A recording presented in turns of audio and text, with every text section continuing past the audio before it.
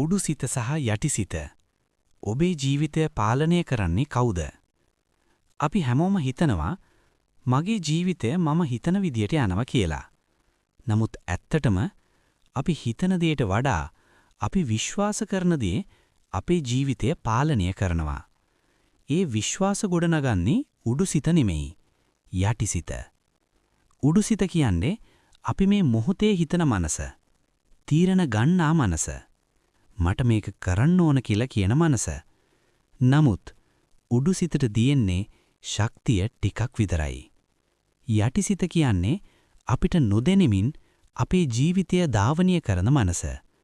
ළමාවියේ අත්දැකීම්, අපි අහපු වචන, බය, පුරුදු, මට බැහැ, මම ඒකට සුදුසු නෑ වගේ අදහස් සියල්ලම තියෙන්නේ යටිසිත තුල. ඒ නිසා තමයි අපි වෙනස් වෙන්න හිතුවත් එකම වැරද්ද නැවත නැවත සිද්ධ වෙන්නේ.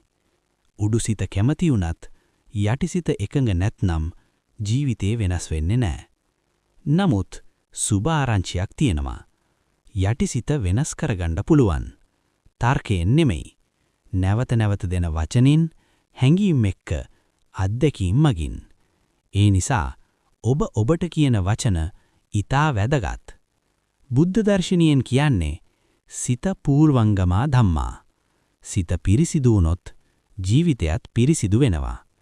ඔබ දුර්වල කෙනෙක් නෙමෙයි. ඔබේ යටිසිත තාම පරණ කතා අහගෙන ඉන්නවා විතරයි. අද සිට ඔබේ සිතට නව කතාවක් කියන්න. SHEMAL